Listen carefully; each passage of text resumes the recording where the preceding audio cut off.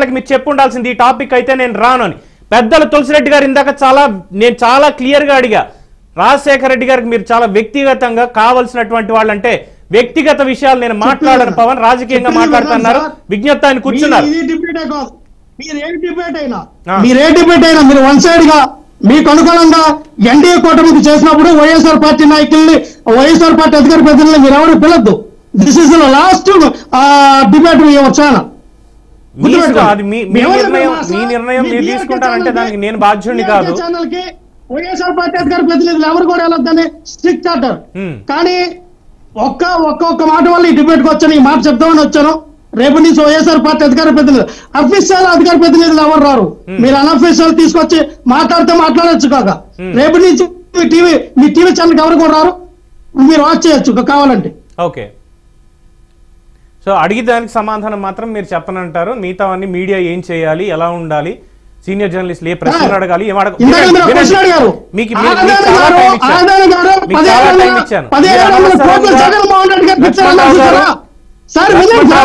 ఆదాని గారు 1700 కోట్లు జగన్మోహన్ రెడ్డి గారు ముడుపులు ఇచ్చారన్నారు చూసారా, దాని మీద డిబేట్ పెట్టండి మీ దమ్ముంటే. నిన్న అదే జరిగింది, మీకు తెలియదేమో. నిన్న డిబేట్ దాని మీదే పెట్టాం, మీకు తెలియదేమో. తులసిరెడ్డి గారు అయినా నేనైనా ఎవరైనా దానిపైన మాట్లాడతారు.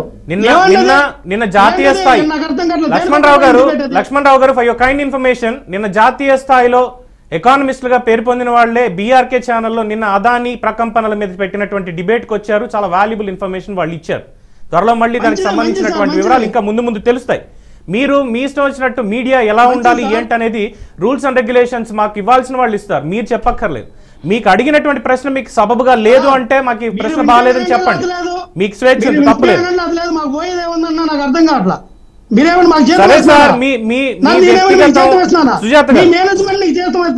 సుజాత గారు మీరు డిబేట్ పెట్టి మీతో తిట్లు కాడానికి మేము వచ్చాం. మా టైం సుజాత గారు నాకు వైసీపీ ప్రతినిధులను చూస్తుంటే నిజంగా చాలా సానుభూతి కలుగుతుంది సార్. ఎందుకంటే జగన్మోహన్ రెడ్డి గారు చేసిన అడ్డమైన మహిళల పట్ల కొంచెం జాగ్రత్తగా మాట్లాడాలి.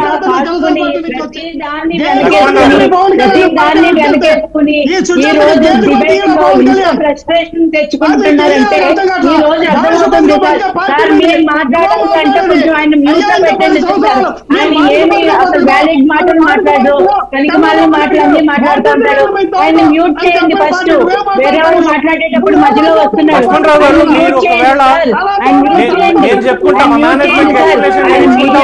మాట్లాడటం నచ్చకపోతే దయచేసి డిబేట్ నుంచి వెళ్ళిపోవచ్చు.